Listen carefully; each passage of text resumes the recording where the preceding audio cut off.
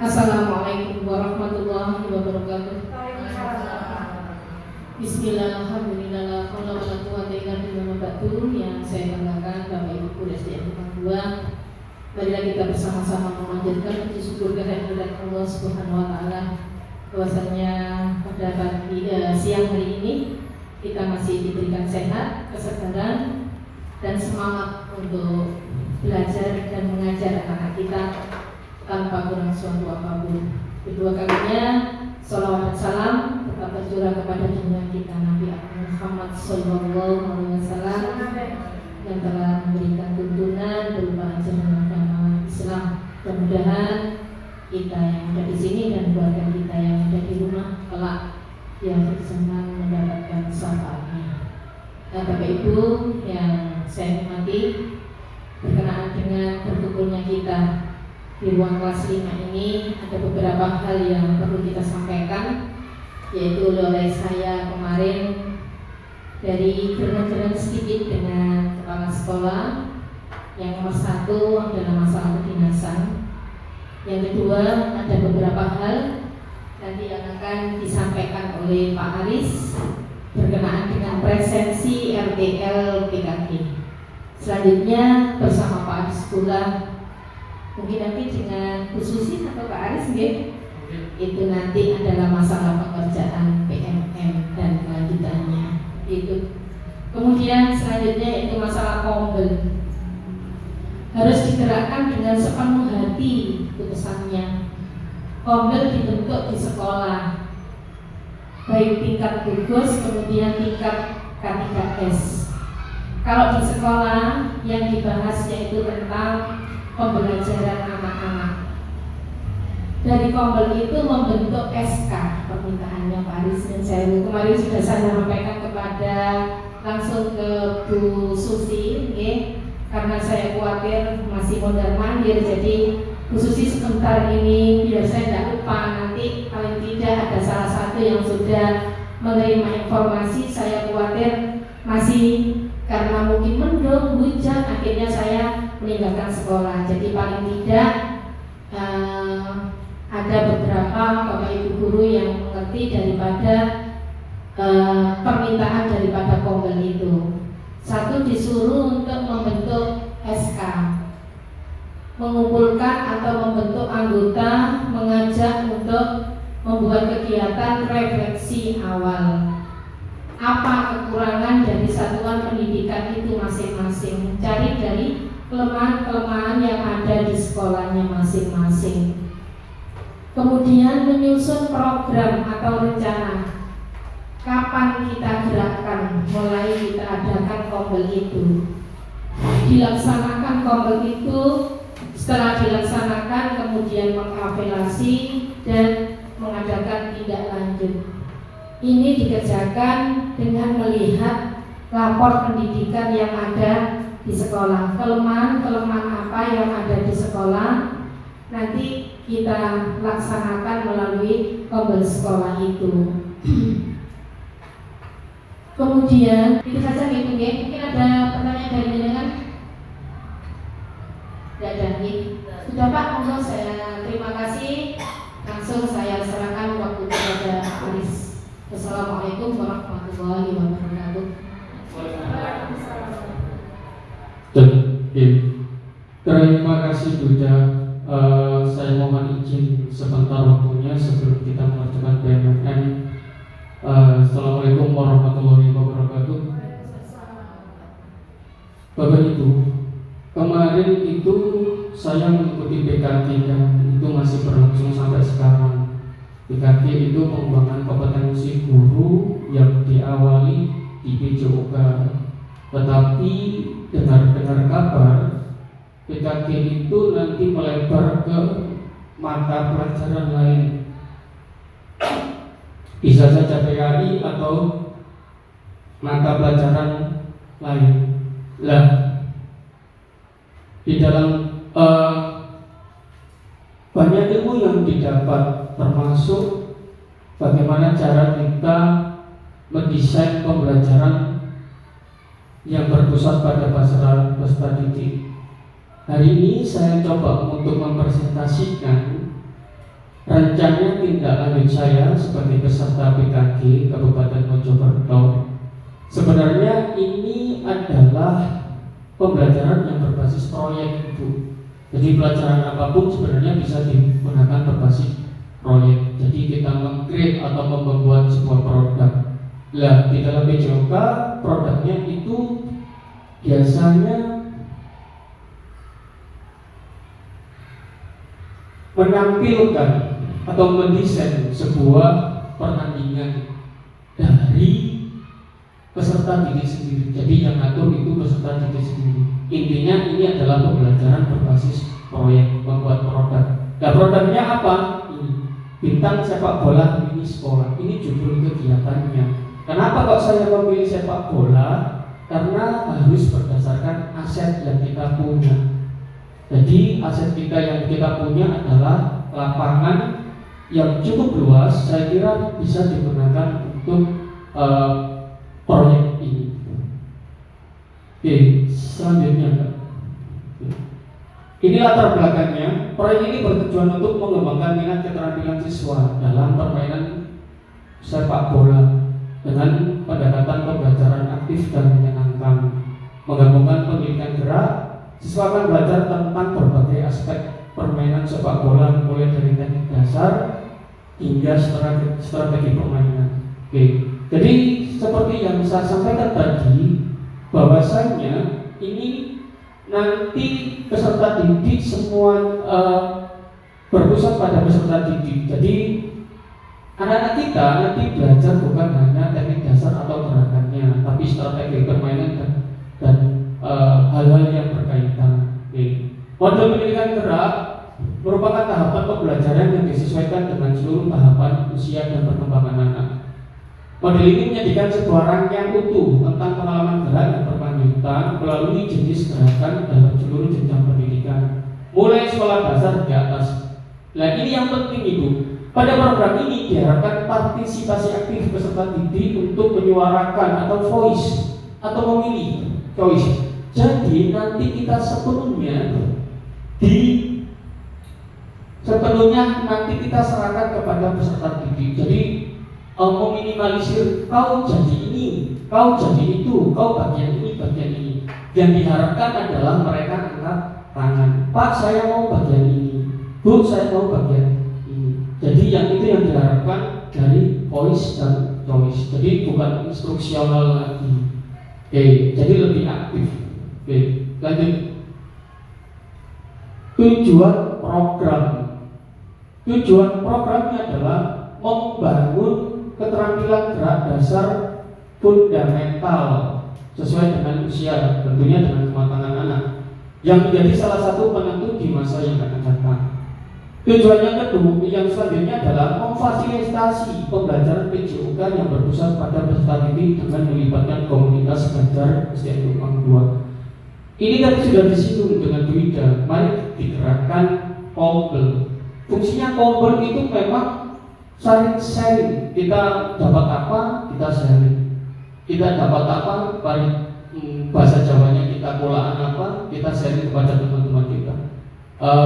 Jadi itu kolaborasi dengan komunitas belajar SDN Kupang 2. Kalau kolaborasi tentunya tidak hanya guru PJOK saja.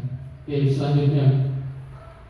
Ini capaian dan langkah-langkah dan hasil yang diharapkan untuk setiap tujuan. Capaiannya adalah melakukan berbagai jenis peran dalam permainan sepak bola dengan benar dan pentingnya memahami kesehatan, kerjasama, dan toleransi.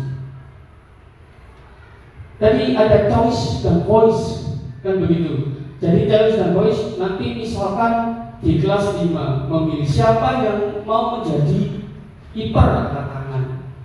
Jadi tidak bersifat instruksional, tapi memilih sendiri. Seperti itu contohnya. Misalkan siapa yang menjadi pelatihnya, dia menunjuk angkat tangan. Seperti itu. Langkah-langkahnya adalah melakukan survei minat peserta didik terkait jenis peran yang ingin diikuti, merancang dan melaksanakan berbagai jenis berdasarkan hasil pengalaman.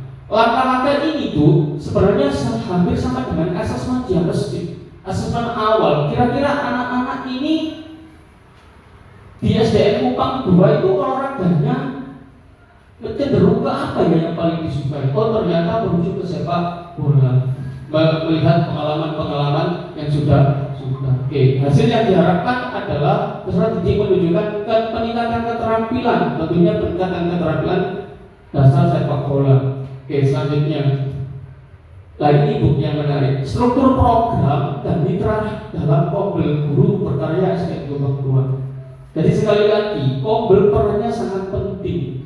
Struktur program, koordinator program guru PJOK, tim pelaksana ini, peserta didik guru lain yang relevan, bisa guru, bapak ibu guru yang relevan.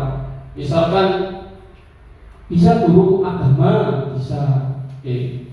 Kegiatan rutinnya latihan mingguan, pelatihan keterampilan dan kompetisi bulanan. Nah, karena proyek itu hampir tidak mungkin dilaksanakan satu kali pertemuan, paling tidak 1 bulan atau 4 kali pertemuan. Jadi proyek berkesinambungan, kontinu. Oke. Yang kedua adalah mitra dalam komunitas belajar, sekolah, tentunya kepala sekolah, guru-guru lain, staf administrasi, orang tua dan komite sekolah. Fungsinya untuk apa? Tujuannya apa? Untuk mendukung dan memfasilitasi kegiatan di sekolah. Kadang itu peran orang tua dan komite sekolah itu sangat penting, karena kalau tidak ada mereka yang mendukung, juga akan sekolah akan kesulitan untuk melakukan kegiatan. Oke, selanjutnya,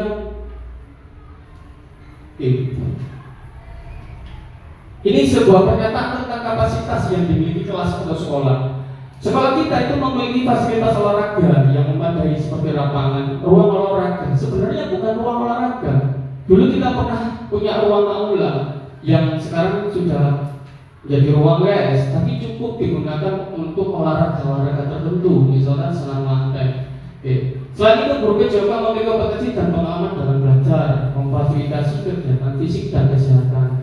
Nah, ini sekolah juga memiliki hubungan yang baik dengan komunitas lokal orang tua sehingga memudahkan kolaborasi dan menjalankan program. Seperti latar belakang tadi yang di awal tadi, berbasis proyek itu harus ada kolaborasi Bu, karena membuat produk. Kalau membuat produk itu tidak bisa berdiri sendiri di guru apapun, di mata pelajaran apapun. Oke. Selanjutnya, pernyataan tentang kapasitas yang dimiliki sekolah. Ini program proyek sepak bola mini merupakan co-kurikuler. Co-kurikuler itu berarti lawanan dari ekstrakurikuler, yaitu masih masuk di dalam proses pembelajaran yang dilaksanakan pada pertengahan semester 2 dengan melibatkan seluruh siswa kelas 5 dan kelas 6. Kenapa kok kelas 5 dan kelas 6? Karena pada kelas 5 dan 6 mereka itu sudah memiliki tingkat kemandirian lebih tinggi dan siap untuk berpartisipasi aktif dalam kegiatan yang lebih kompleks. Contohnya misalkan begini, kadang itu anak-anak kalau disuruh main bola asal-asalan jago, tapi kalau disuruh passing ke sana, cari ruang, cari tempat yang kosong dan sebagainya masih kesulitan. Tapi di kelas 5 dan kelas 6 instruksi seperti itu sudah bisa dipahami dengan baik. Oke, selanjutnya, ini adalah rencana evaluasinya. Tujuan pembelajaran, tercapainya tujuan pembelajaran model gerak. Nanti ada 4 balik siswa, pengalaman dalam belajar model gerak. Bagaimana nanti 4 balik siswa tentang proyek yang akan diberikan. Perencanaan, pelaksanaan, dan pengelolaan pendidikan gerak. Ini redaksi guru dan evaluasi tim meninjau kolaborasi. Evaluasi manajemen kelas dan waktu. Bisa saja keaktifan siswa yang terlibat sesuai peran masing-masing kita evaluasi bersama. Jadi itu adalah rencana evaluasinya. Oke, selanjutnya, nah seperti kegiatan yang lain, pembelajaran model seperti itu banyak tantangannya. Satu, pengelolaan waktu, motivasi peserta dan kolaborasi dengan Kombel. Tentunya kita sebagai manusia atau sebagai guru, mungkin kita harus mengantisipasi hal-hal tersebut. Misalnya, pengelolaan waktu itu bisa dijadwalkan yang efisien, tidak bentrok dengan agenda-agenda lain begitu. Jadi penjadwalan yang efisien. Terus motivasi peserta melakukan pendekatan positif dan memberikan motivasi tambahan. sedangkan kolaborasi dengan Kovel komunikasi terbuka. Jadi komunikasi itu hal yang paling penting, apalagi dengan rekan kolaborasinya, sehingga tujuan apa yang kita inginkan dapat tercapai. Selanjutnya, terima kasih. Jadi hanya itu yang bisa saya sampaikan terkait dengan proyek, ya, pembelajaran berbasis proyek atau membuat sebuah produk. Barangkali Bapak Ibu ada yang ditanyakan, Abah Rokim, atau ada tanggapan, atau sudah ngantuk, atau gimana? Barangkali ada yang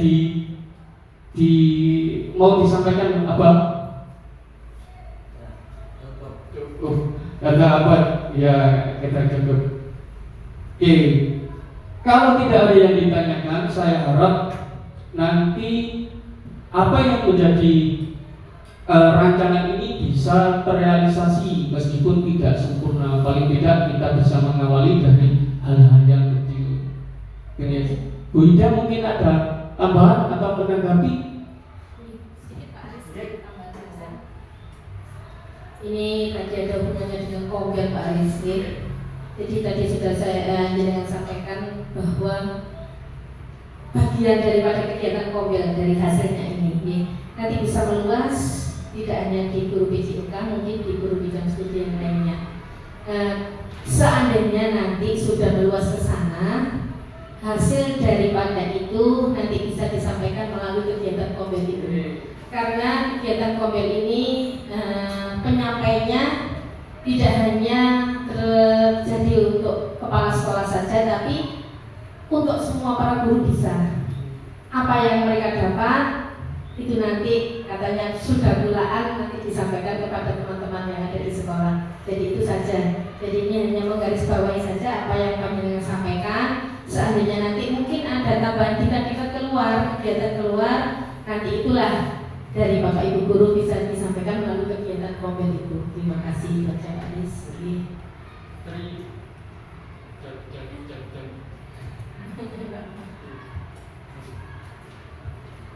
Terima kasih Bu Ida atas wacananya atau tanggapannya. Saya kira presentasi dari saya cukup sampai di sini. Semoga bermanfaat dan seperti yang saya sampaikan tadi, semoga terrealisasi dengan baik. Saya akhiri, wassalamualaikum warahmatullahi wabarakatuh. Saya aturkan terima kasih banyak